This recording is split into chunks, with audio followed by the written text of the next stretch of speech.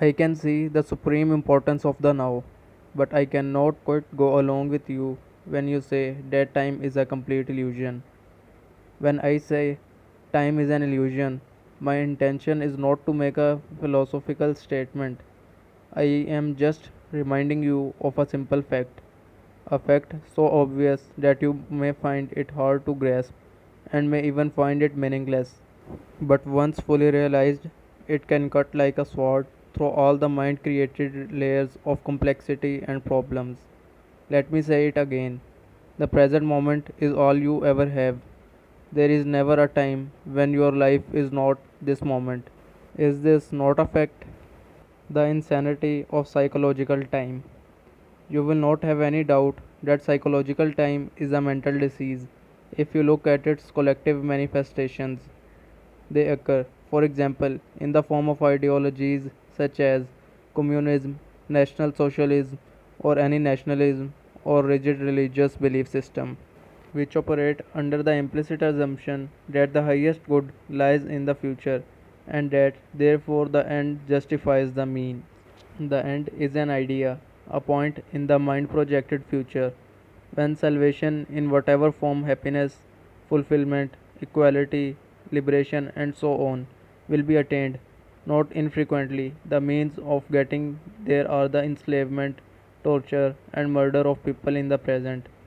For example, it is estimated that as many as 50 million people were murdered to further the cause of communism, to bring about a better world in Russia, China, and other countries. This is a chilling example of how belief in a future heaven creates a present hell. Can there be any doubt that psychological time is a serious and dangerous mental illness? How does this mind pattern operate in your life?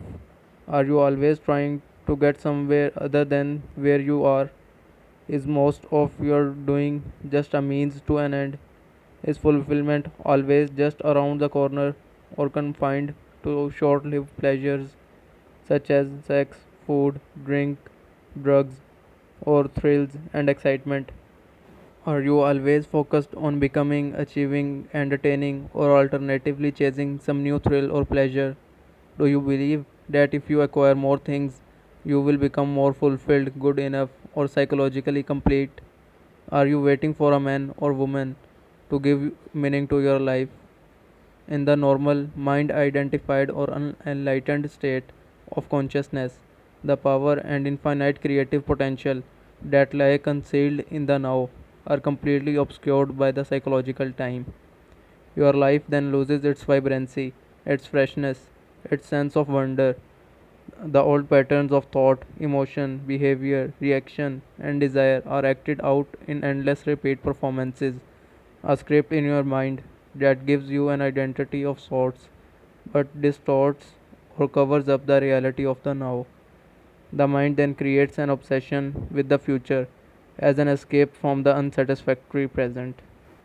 Negativity and suffering have their roots in time, but the belief that the future will be better than the present is not always an illusion. The present can be dreadful, and things can get better in the future, and often they do. Usually, the future is a replica of the past.